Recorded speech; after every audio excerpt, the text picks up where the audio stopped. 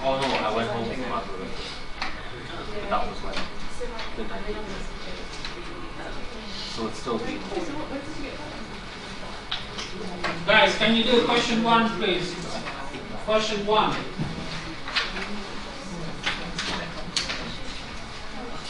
How come there are so few people today?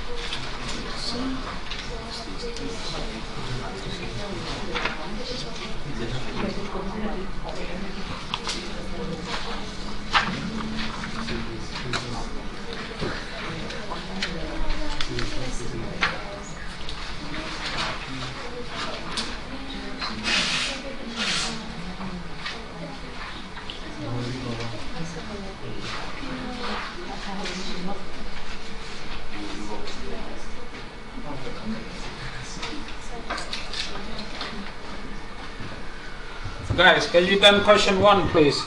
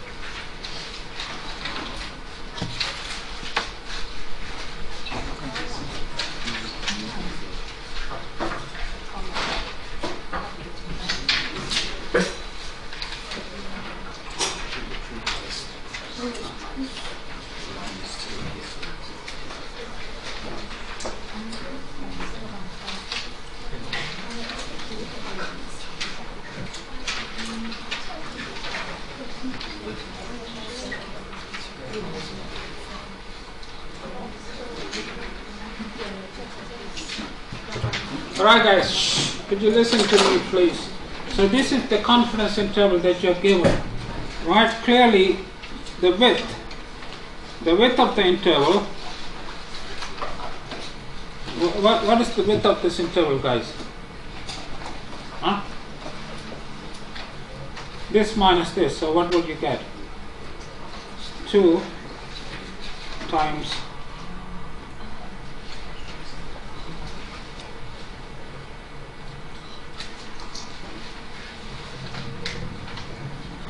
right, this is the width of the interval, and this is clearly proportional. It's proportional to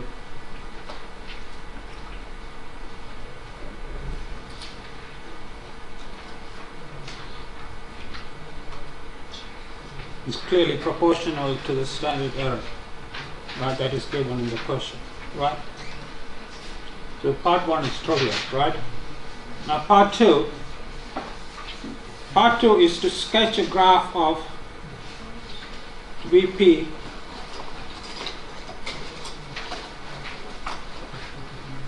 Now this is where your calculus comes in. I'm sure you got,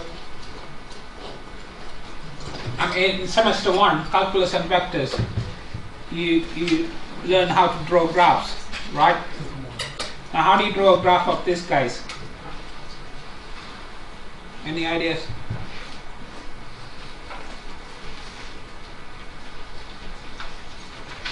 Alright, first let's take 2 points, right? What is V at 0? Is 0. Right, V at 1 is 0. Right, now V, what's the first derivative of V? It's going to be 1 minus 2p. Right? This is the first derivative. Yeah? And this is equal to 1 minus 2. It can take positive values if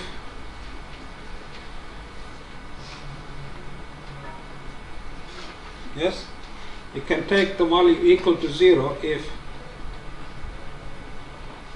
and it can take negative values if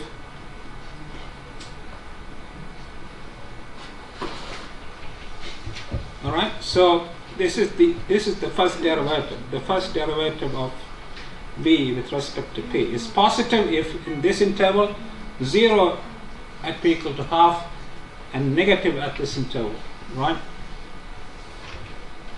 And we also know that v double prime of p is minus 2 is negative over time, right? So the graph will look like this. So you should plot v of p versus p. Suppose this is p, suppose this is v of p, suppose, oh, my graphing is, suppose this is 0, suppose this is 0, and suppose this is half, and this is, suppose this is 1. So your graph will look like, it will be an increasing function. It will be an increasing function between 0 and half, right? And between half and 1, it will be a decreasing function. Okay? So the graph will look like this. And at half, the value of v of p at half is quarter. So at this point, the value is 1 over 4. Is that right? Guys, are you with me or not? This is, I mean, you must have done hundreds of examples like this in your calculus course last semester, right? So that's part 2. Part 3 is to find an upper bound for the width of the 95% CI when n equal to 1000. That's easy, right? So if n is 1000 and 100 times 1 minus alpha is 95, then you have z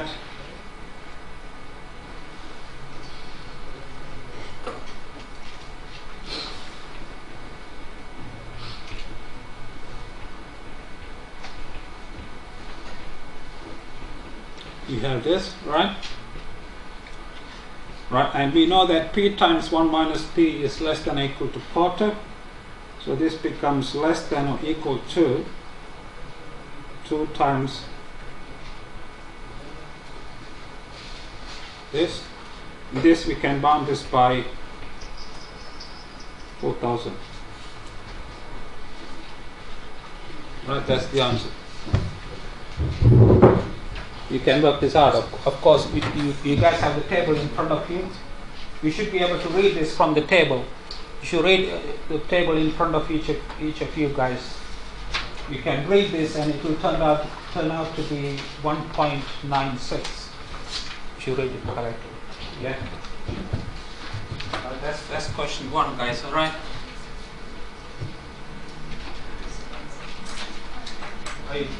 Yes.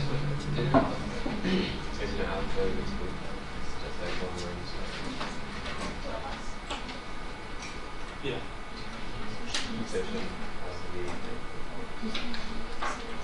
95%. So 95% means 100 times 1 minus alpha is 95. So 1 minus alpha is alpha is 0.05. Yeah.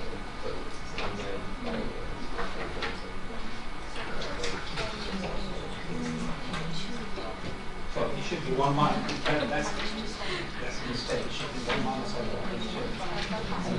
It should be 1 minus alpha. That's what I wrote it down in the. If you look at the formula in the question, the formula for the confidence interval should be like this. Not what is in the questions, madam, guys. It should be Z1 minus alpha by 2. Z1 minus alpha by 2.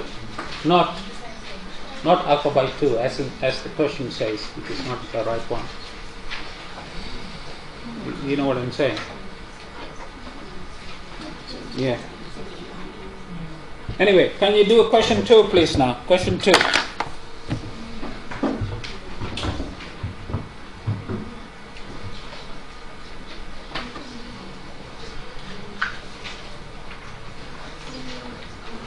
Question 2, please.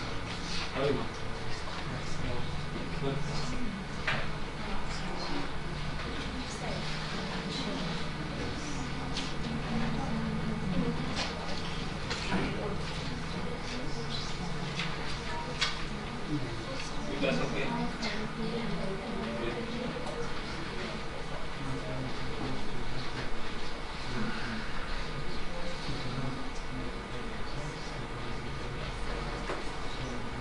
You also? Are you? You guys okay?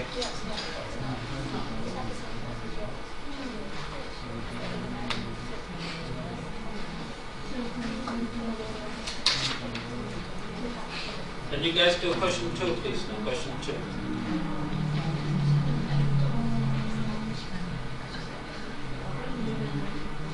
Oh, question 2, you will need the formulas, guys. Oh, I forgot. This is where the formulas comes in. You remember these are the formulas for the... Oh no, I got the wrong one. Man. These are the formulas for the 2 sample confidence interval. You remember them? I showed you last week. I brought the wrong sheet with me. I think I need to go back to my room to find the right one. Alright, let me go and fetch it right now. You guys stay, don't disappear, okay? I'll be back in a sec.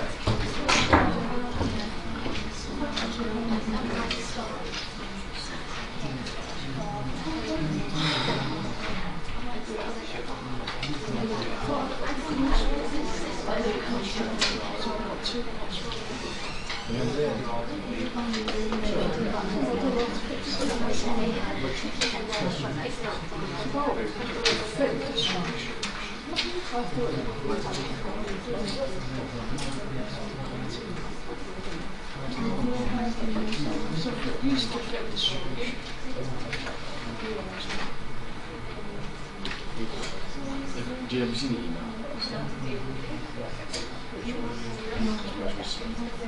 You said hello to hints.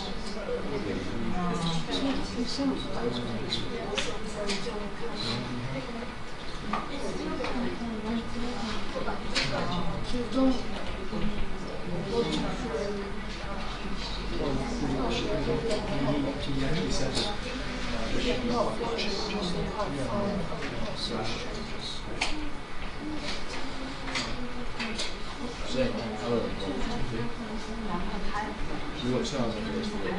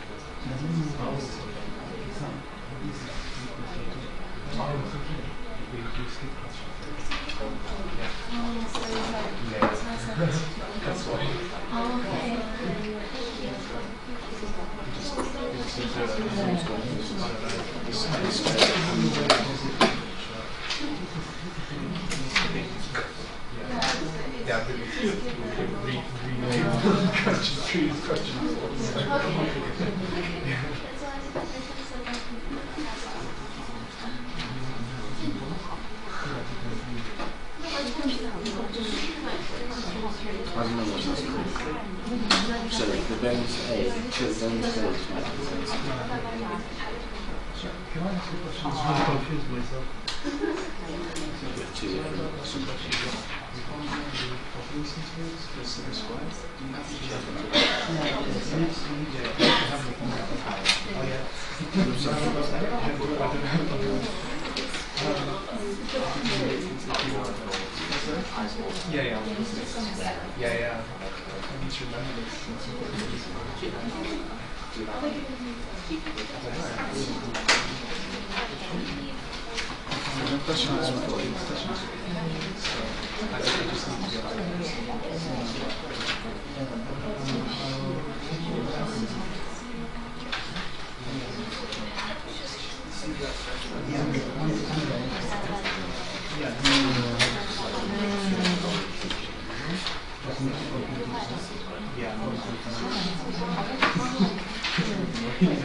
It's a multivariable, isn't it? Just move this one.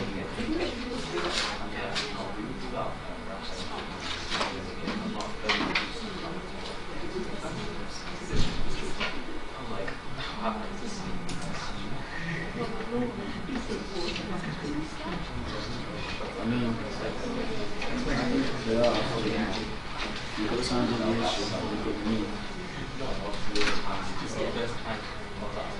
So you can, well, there's normals coming, so sample, okay, sample A. That's what last This is the formula sheet I meant to show you. Remember these formulas, we talked about it about a week ago. This is the confidence interval for the difference in mu1 and mu2 when the variances are known. This is when the variances are equal but unknown, and this is when the variances are not equal and not known. And this is the confidence interval for the difference in the proportions. So for question 2, you need to use one of these formulas. Which one? Which one you need to use? It's up to you. Right.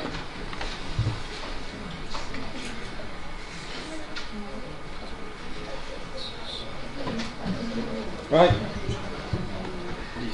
Do you guys remember these formulas? We did this about a week or two ago in the class.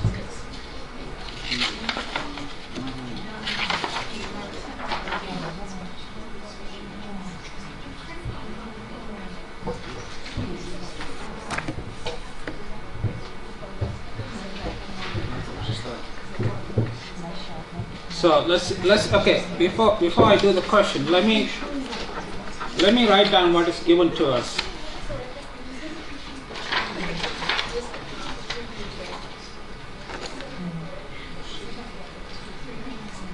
You have two samples, right?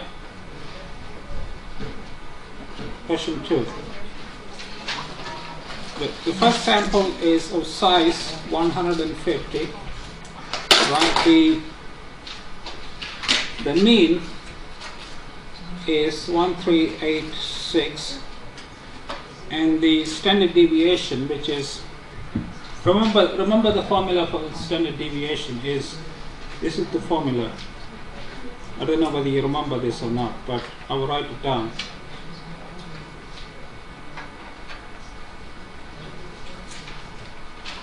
The sample standard deviation is given by this formula, the square root of this whole thing. Is equal to 114, right? And then you have a second sample, which is of size 200, and the mean for that is 1218, and the sample standard deviation is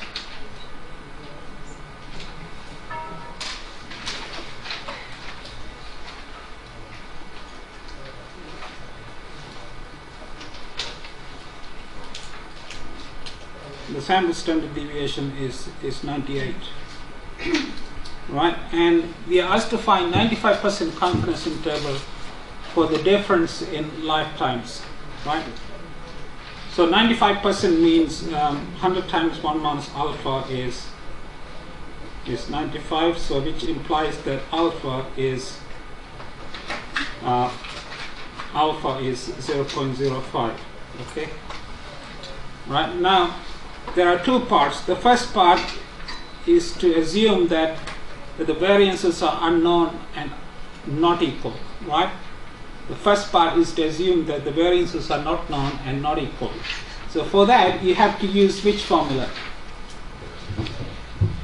Remember the formula that I just, can I put this on top? You should look at the formulas I just showed you here. There are four. The first one is for the different. This is the confidence interval for the difference in population means when the variances are unknown. So clearly the first one doesn't apply. The second one is when the variances are unknown but equal. So again it doesn't apply. Okay? So the one applies is the third one, which is where the confidence interval for the difference in population means when the variances are unknown and not equal. So you need to use this one, right, to find the do you follow me or not? Yeah? So I'm going to use that one. So the 95% CI is going to be x bar minus y bar, which is 1386 minus 1218 minus or plus T A 1 minus alpha 2 will be 0.975 multiplied by a nasty expression which is looks something like this.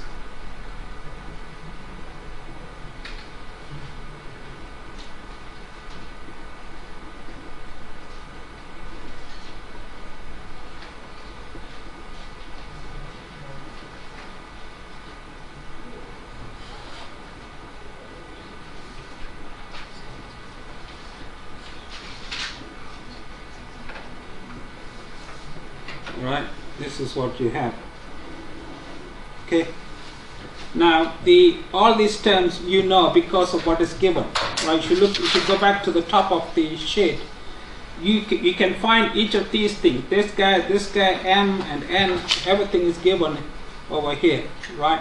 So you can find, and A, the constant A is if you look back in the handwritten notes or the printed notes, is a complicated expression for A, which I will not write down here because it's taking ages, right? Do you remember that expression I gave you in the printed notes? Sorry, in the scan notes. Either way, yeah, there's a pretty nasty expression for A, which I'm not going to write down, but I hope you know how to work out. But I mean, this material, by the way, is not examinable for the final exam, so you don't need to worry. Okay. So what I'm saying is that A is a function of everything we have here, but you need to look up in the scan notes, right? Now part 2. For part 2, we're going to use. For part 2, we are assuming that the variances are equal. So the formula to use, if you go back to here, clearly we cannot use the first one because we don't know the variances. But we can use the second one because we are assuming that the variances are equal but unknown. Right? So we can use the second one. So it will be 1386 minus 1218 minus or plus T. N plus n minus 2 is 348, right? 0.975, yeah. Okay. Multiplied by the following nasty expression. Is the big nasty expression you will get here, which is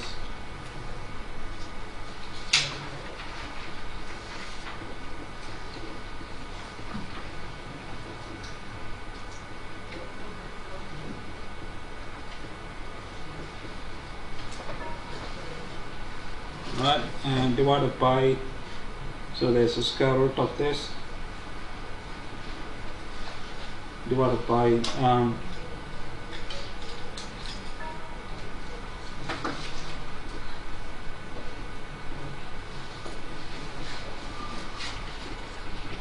Right. I mean, once again, you know everything within. You know the exact values of this, and everything here. So you can just sub them in and work it out. Okay. So that's how you would do question 2. All right. You should, unless you have questions, can you move to the next one, please? Question 3.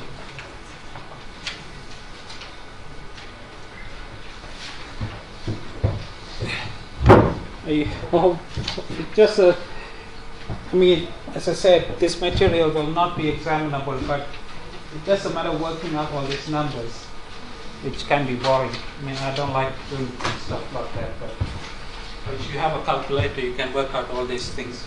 Yeah. Yeah. Yeah.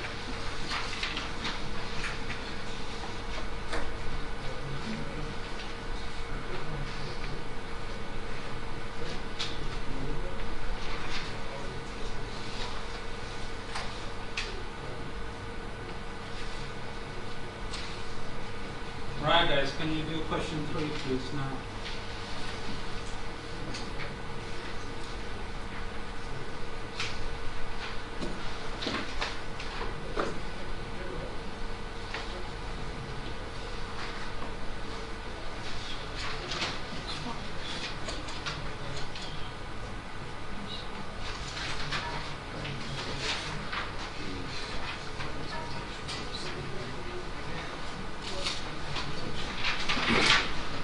All of you sign this sheet.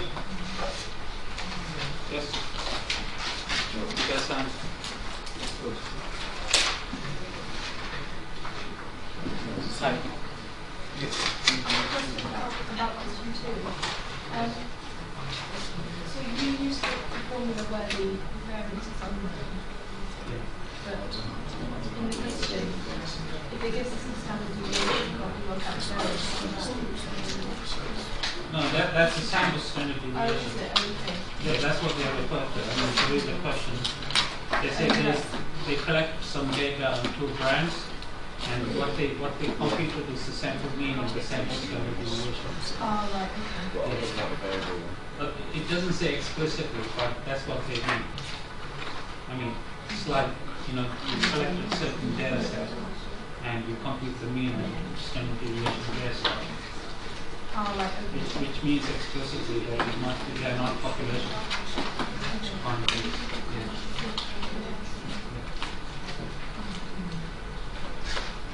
All right.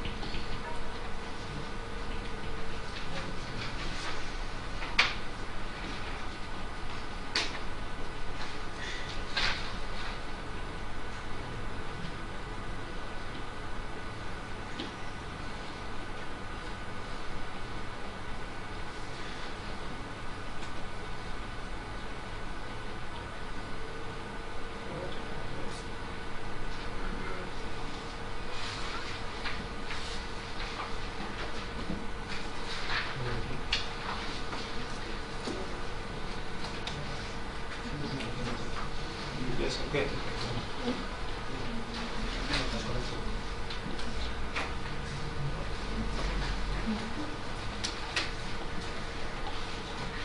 Question 3, you don't need any formulas, you just start with it. Some time ago.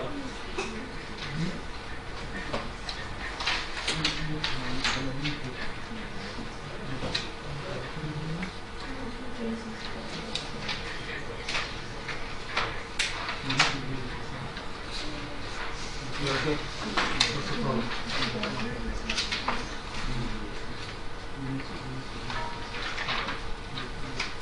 Oh, you must. Okay, where's your front?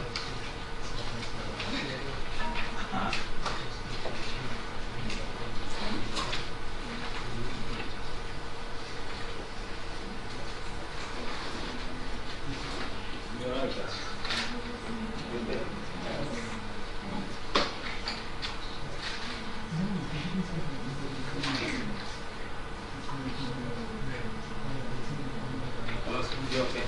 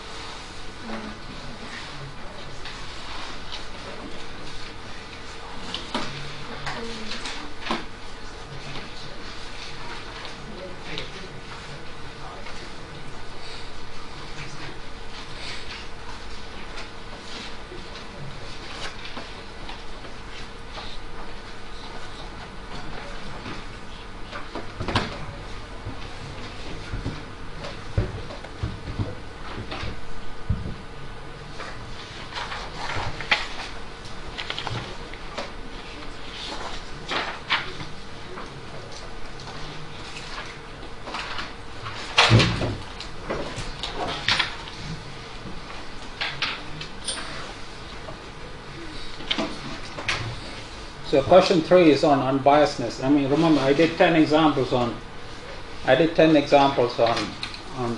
bias and MSC. So you should know how to do these questions, guys. Yeah.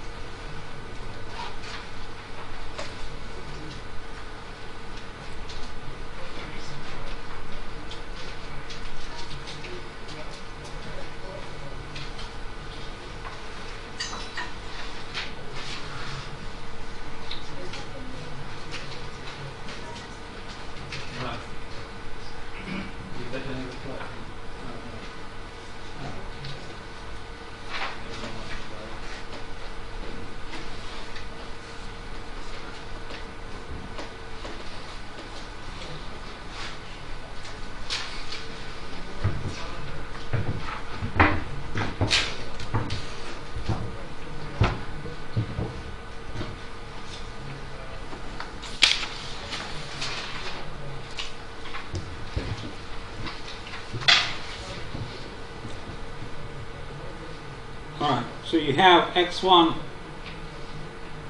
to xn IID normal with parameters. Now what can you say about the I mentioned this many times already. What can you say about the distributions of the sample mean? The sample mean is normal with, yeah, and then you have another sample y1 to ym.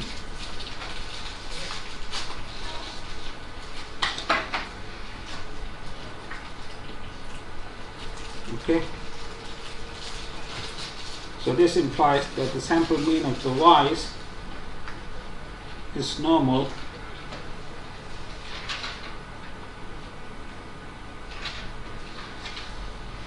right. The first part is to show that mu hat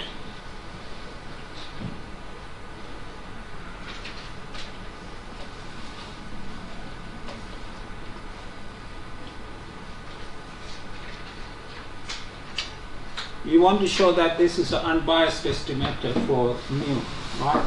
So what do we need to show? We need to show that the bias of mu hat is equal to 0, right? So which is the expectation of, remember the definition of bias. The definition of bias is simply the expectation minus the parameter that you're trying to estimate. So this minus the difference between these two, right? And we need to show that this difference is 0, right? So this will be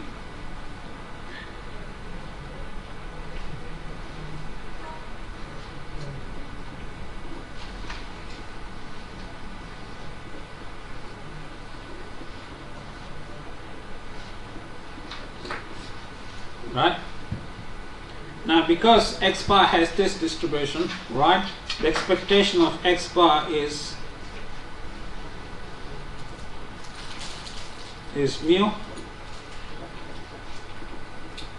and because y bar has this distribution, the expectation of y bar is also mu, and this is clearly equal to 0. Hence we have shown that mu hat is unbiased for mu, right?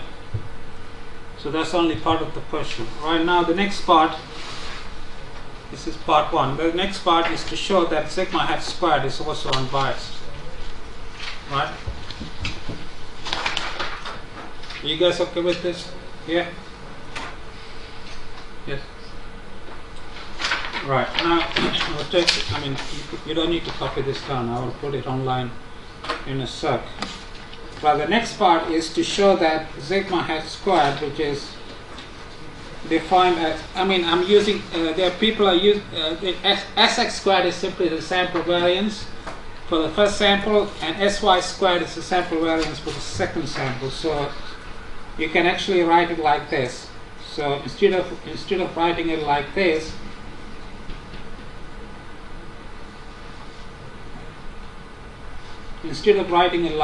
you can write it in the following, using the definition. You can write it like this. You can write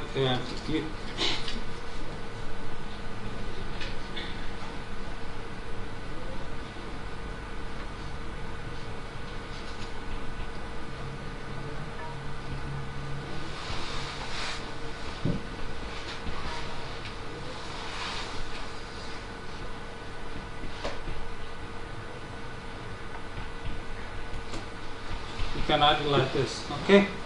That's using the definition of sample values. Now we need to show that this is unbiased for sigma hat squared, or sigma squared. So once again we need to find the bias, which is the expectation of this. So it's going to be like this.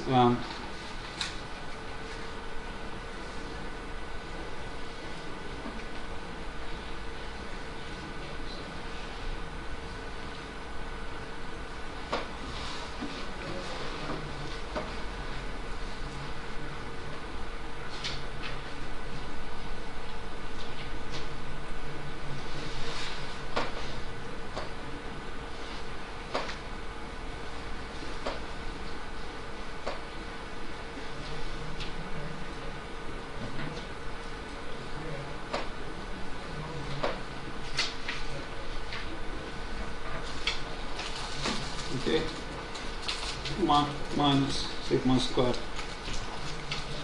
Now, do you guys remember that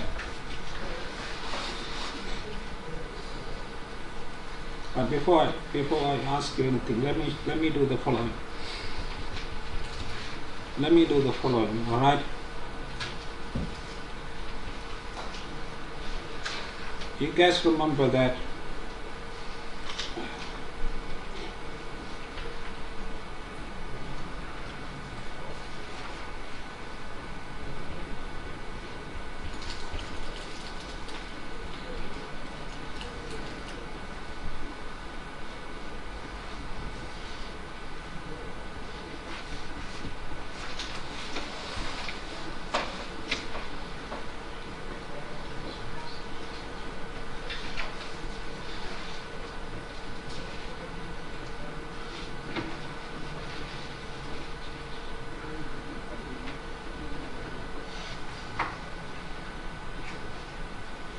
now, do you guys recall, do you guys seeing these expressions before?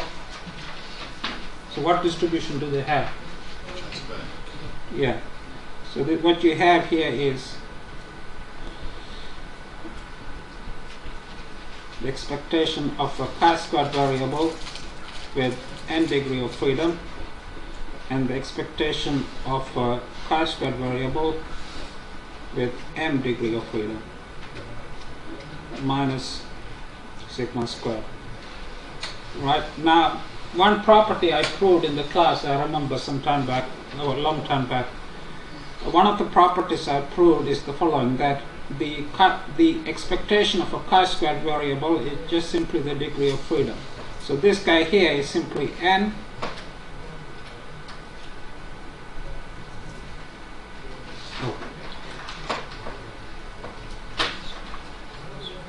sorry, not n, it should be n minus 1, guys. I'm stupid. Being stupid here. Should be n minus 1, not n. And similarly n minus 1, not m. So it's n minus 1 plus m minus 1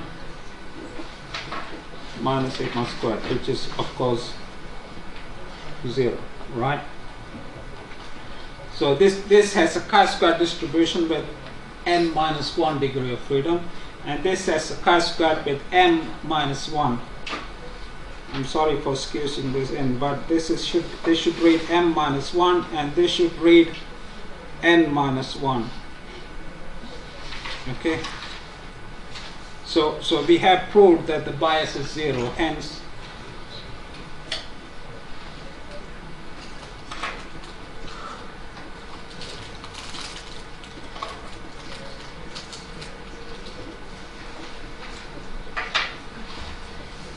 right, that's part 2. And there's one more part. Obtain an expression for the variance of mu hat. That's not difficult. I'll do it quickly. The variance of mu hat is simple to find out.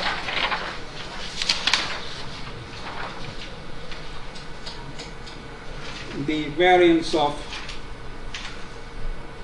mu hat is equal to the variance of I'm trying to figure out n x bar plus m y bar divided by n plus m. Now if you take the variance inside, this becomes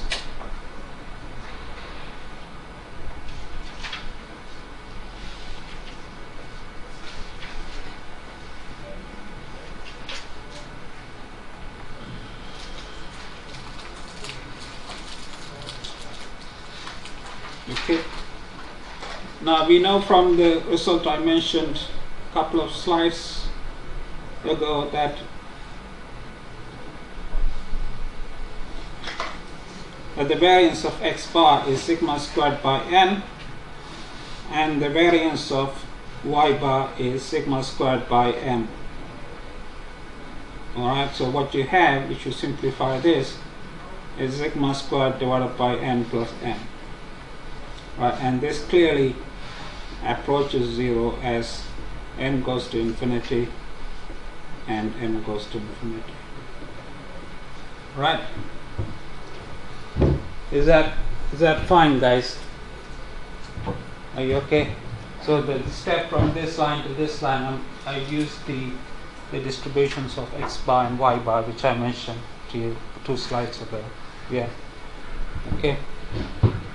So that's question 3. Question 4 and 5 are once again using the formula from the formula sheet, right? So it shouldn't be difficult, right? Try and see if you can do them by yourself. If you can't, the solutions are online. Solutions are on the course website. Okay. Have a nice Easter break where we're going. And any questions on the art coursework, I'll be around during the Easter, so if you have questions on the art or any other questions, just email or Zoom me, right? Okay.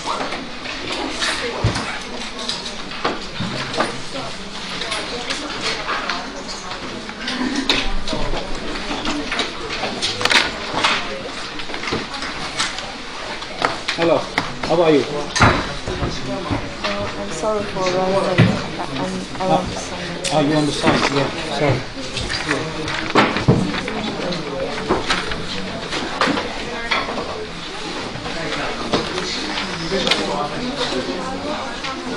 Ready to pick audience? Yeah. Put it in. It's next door, right? Yeah. Let's move to the next door. Yes. I have this.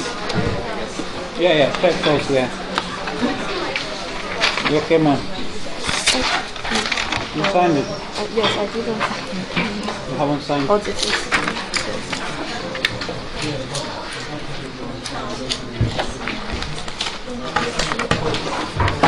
Oh, thank you. Hello. You haven't signed? Okay.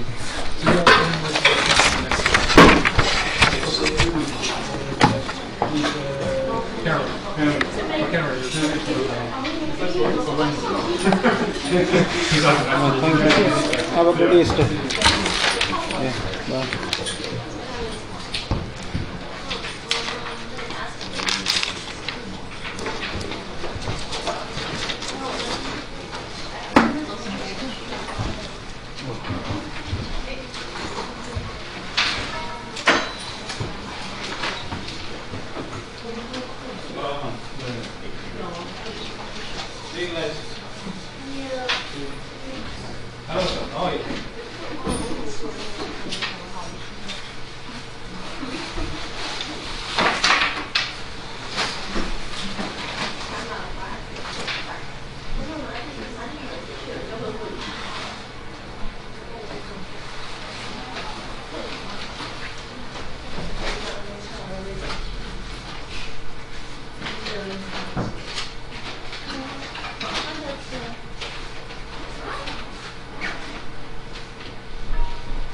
이것은